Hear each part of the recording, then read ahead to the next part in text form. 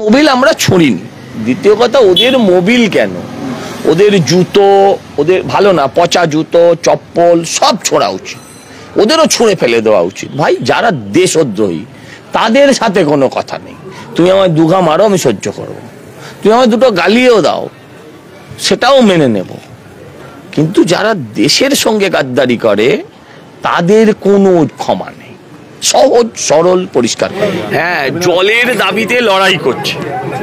হ্যাঁ, এই কলকাতা কর্পোরেশনের 92 নম্বর ওয়ার্ডে 1 মাস জল ছিল না, একবারও বলেনি। এরা পাকিস্তানের জল নিয়ে চেঁচাচ্ছে। কখন চেঁচাচ্ছে? যখন কাঠ ফাটা রোদ্দুরে এমনি গলা শুকিয়ে যাচ্ছে। এরা পাকিস্তানের জল, পাকিস্তানের শিশু, আর আমাদের শিশুগুলো রক্তাক্ত হচ্ছে, তখন এদের কিছু হয়নি। বলেছিলাম মিছিল করতে দেব না, মিছিল করতে দিইনি। আমরা কি পেতে থাকবে, ওই বুকের ওপর পা দিয়ে হেঁটে সবাই চলে যাবে। ওদের না আছে ভোট, না আছে খালি ঘোট। এরা দেশ বিরোধী। ভাই দেশ বিরোধীর সাথে কোনো রকম কথা হবে না। বলছি আলোচনা না, এদের সব কিছুতে চোনা ঢালাই এদের অভ্যেস। দেশ বিরোধীদের সাথে যারা বলছে পাকিস্তানের ছেলে, পাকিস্তানের মানুষ, ভারতবর্ষের গুলো মানুষ নয় না, এদের সাথে কোনো কথা নেই। এদের একটাই ওষুধ কি, নাই বলিনি, সব অসুখ মলমে সারে না। কিছু কিছু জায়গায় আকুপাঞ্চার করতে হয়, কখনো কখনো কেটে বাদ দিতে হয়। এদের কতটা কেটে বাদ দিয়েছে আমি বলতে পারবো না, যেটুকু আছে বাকিটা আমরা সময় মতন কেটে দেবো। দেশদ্রোহীদের সমর্থন করছে দেশের পুলিশ, রাজ্যের পুলিশ। তারা সেই রাজ্যের কাদের সমর্থন করছে, কাদের চায়, সেই রাজ্যের লক্ষ্য কি, এ তো পরিষ্কার। দেশদ্রোহীদের গ্রেপ্তার না করে প্রথম গ্রেপ্তার করলো আমাদেরকে, তারপর লজ্জা শরমের জন্য আবার ওদেরকে পরে গ্রেপ্তার করলো। ওদের জামাই আদর করে রাখলো, হ্যাঁ, ওদেরকে 7 তাড়াতাড়ি ছাড়লো, আমাদের ছাড়লো কত পরে, ভাবা যায়? না, আপনাকে তো আগে তুলেছিল আমরা যতটা দেখেছি। না না, আমাকে তোলা তুলি না, ছাড়ার সময়ও ওদেরকে কত আগে ছেড়ে দিয়েছে, আমাদের ছাড়লো কখন, দেখুন। আর কি বলবো, চা জল হয়েছে ভেতরে, ওদের জামাই আদর করছে বলছেন। হ্যাঁ, ওদের করবে না। ও তো যে কথাটা মমতা ব্যানার্জি এখন মুখ্যমন্ত্রী থাকার জন্য বলতে পারছেন না, সেই কথাটা তো ওরা বলছে। চা জল কেন, খুঁজলে হয়তো দেখবেন বিরিয়ানিও খাইয়েছে ওদের। আর সজল ঘোষকে আমাদের আবার কি নোনতা চা, ওটা চা আর নুনের শরবত। যাক, নমক খেয়েছি, আর বেশি কথা বলবো না নিয়ে। আমরা বলেছিলাম এ মিছিল করতে দেব না, এ মিছিল করতে দিইনি। কালকে যারা সিপিএমরা করবে তারাও যেন প্রস্তুত থাকে। না না, ও বসে থাকুক না, বসে থাকুক, মিছিল করবে না। সে কালকে সিপিএমরা করবে বলেছে, ওদের বারণ করছে, ওদের স্বাস্থ্যের জন্য ভালো হবে যাতে কালকে না করে। হাসপাতালে পাঠাবেন বলেছিলেন, কেউ তো হাসপাতালে, না, আর হাসপাতাল অবধি নাও পাঠাতে পারি, ওতে আবার ঘুরতে হয় অনেক। কিন্তু অদ্ভুতভাবে নাগরিক মিছিলে নাগরিক মঞ্চের সঙ্গে অভয়া মঞ্চকে দেখা গেল।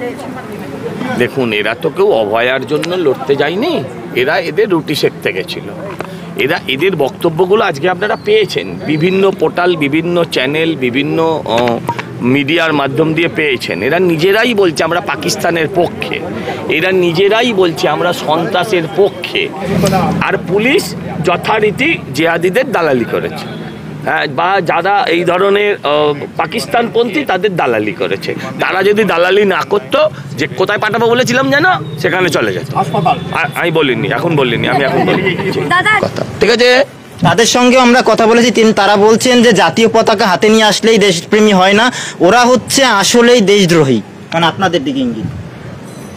আচ্ছা, যারা ঠিক বলেছে জাতীয় পতাকা হাতে নিয়ে এলেই দেশপ্রেমিক হওয়া যায় না, এই লাইনে আমি একমত। কিন্তু ওদের বিভিন্ন আপনারা বাইট দেখুন, যারা বলছে পাকিস্তানের ওপর হামলা হচ্ছে, পাকিস্তানের গরিব মানুষ মারা যাচ্ছে, হ্যাঁ, পাকিস্তান জল পাচ্ছে না। আরে এখানেই 40 ডিগ্রি টেম্পারেচারে মানুষের গলা শুকিয়ে যাচ্ছে, ওরা পাকিস্তানের জলের জন্য কাঁদছে। उसका खून हमारा खून खून है, उसका खून खून है, हमारा खून पानी। 26 জনের জন্য তারা রাস্তায় বেরোয়নি, আবার বেরোলে আবার মারবো, রোজ পুলিশ বাঁচাবে না। কি বললাম শুনেছ? আর এখানে দাঁড়িয়ে প্রধানমন্ত্রীর যদি মন্তব্য আমরা দেখি, তিনি বলছেন যে জল আর রক্ত একসঙ্গে বইবে না। আমরা সেটাই তো বললাম যে उसका खून खून है, हमारा खून पानी।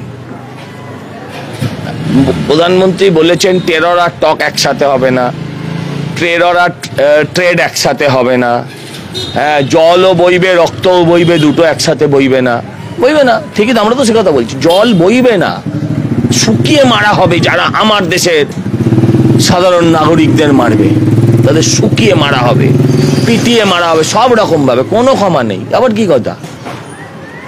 এই যে কাশ্মীর প্রসঙ্গ নিয়ে বলা হচ্ছিল যে ডোনাল্ড ট্রাম্প কেন নাক গলাচ্ছে, আজকের কি প্রধানমন্ত্রীর যে জাতির উদ্দেশ্যে ভাষণ, সেটা থেকে কি তাদের উত্তরটা বেরিয়ে আসলো? আমি জাতির উদ্দেশ্যে ভাষণ শুনতে পারিনি, কারণ তখন আমি বন্দি অবস্থায় ছিলাম। কিন্তু সহজ সরল কথা বলি, দেখুন, আমি পার্টি করি, পার্টির একটা পোর্টফোলিও নিশ্চয়ই আছে আমার, কিন্তু কথা বলতে কোনো দ্বিধা নেই। ডোনাল্ড ট্রাম্প তার নাক গলানো বন্ধ করলে ভারতবর্ষের কোনো লোকসান হবে।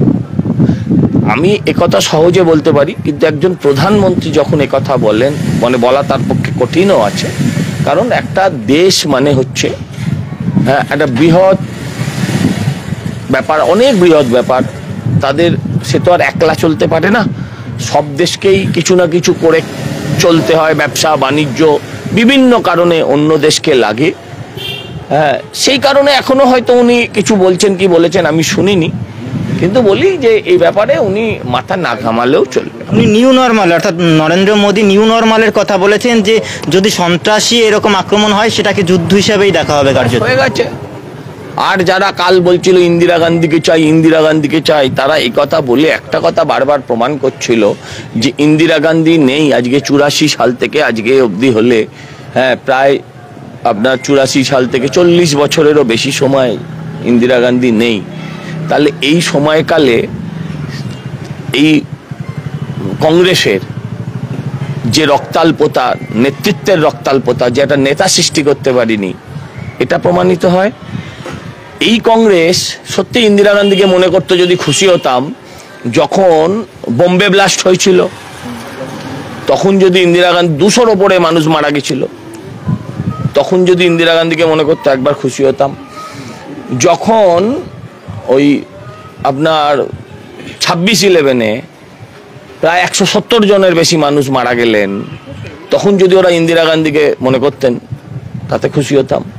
কিন্তু একটা সর্বোপরি লাস্ট কথা আপনাকে বলি, পাকিস্তান জন্ম হওয়ার পর থেকেও করাচিতে গিয়ে কেউ বোমা মেরে আসেনি, লাহোরে গিয়ে কেউ বোমা মারিনি, ইসলামাবাদে বসে আওয়াজ শোনিনি, রাওয়ালপিন্ডিতে বসে আওয়াজ শোনিনি, এতগুলো একসাথে এয়ারপোর্ট থেকে আর্মি বেস, আর্মি সমস্ত কিছু ভেঙে গুঁড়িয়ে কেউ দেয়নি। ঠিক কথা, ইন্দিরা গান্ধী বাংলাদেশ সৃষ্টি করেছিলেন। আজকে বাংলাদেশ স্বাধীনতার 50 বছর বাদে গিয়ে যদি প্রশ্ন করি, সেই বাংলাদেশ থেকে ভারতবর্ষের কি লাভ হয়েছে? পাকিস্তানের ক্ষত হয়েছিল বুঝলাম, কিন্তু বাংলাদেশের কি লাভ? বাংলাদেশ করে আমাদের কি লাভ হয়েছে? আলটিমেটলি তারা তো আবার পাকিস্তানে ফিরে যেতে চায়। আমাদের রক্তের ওপর স্বাধীনতা, আমরা ওদের 92,000 বা 93,000 সৈনিককে ফিরিয়ে দিয়েছিলাম। আমাদের 54 জন কোথায় গেল? ওদের হাতেও তো আমাদের 54 জন ছিল, তাদের ওরা ছেড়েছে, আজ অব্দি ছাড়েনি। এগুলো অনেক প্রশ্ন আছে, এই মুহূর্তে সব করার দরকার নেই। দাদা, এখানে আরেকটা প্রশ্ন, একটা শেষ প্রশ্ন থাকবে, যে পিওকে আমরা দেখেছি বিরোধী দলনেতা থেকে শুরু করে সবাই এই কথাটা বলেছিলেন। আমিও চাই পিওকে নিয়ে নিক, কিন্তু দলের মুখপত্র, দলের পদে আছি, তাই একটু বলতে অসুবিধা হয়। কিন্তু মনের কথা দলের বাইরে গিয়ে যদি বলি, পিওকে নিক, পিওকের বাসিন্দাদের ছাড়া, পিওকে নিক, পিওকের বাসিন্দাদের ছাড়া। কিন্তু এই মুহূর্তে তো ইন্ডিয়া যদি অনেক এগিয়ে থাকে, সেটা আমরা সবাই জানি, এগিয়ে আছে, ইন্টারন্যাশনাল মিডিয়া থেকে শুরু করে সবাই সেটাই বলছে, তাহলে কেন যুদ্ধবিরতি, কেন পিওকে নিয়ে নেওয়া হলো না? আরে দাঁড়ান না, যুদ্ধ বিরতি দিয়েছে, যুদ্ধের সমাপ্তি করেছে নাকি? বলে বলে মারবে, এই কি একদিনে গাজার মতো? আজ ইউক্রেন আর এর যুদ্ধটা কতদিন হয়েছে? ইউক্রেন আর রাশিয়ার যুদ্ধটা চলছে তো কতদিন? দাঁড়ান, তাড়াহুড়ো করছেন কেন? আমাদের 140 কোটি মানুষের কথাও ভাবতে হবে, গুছিয়ে মারতে হবে।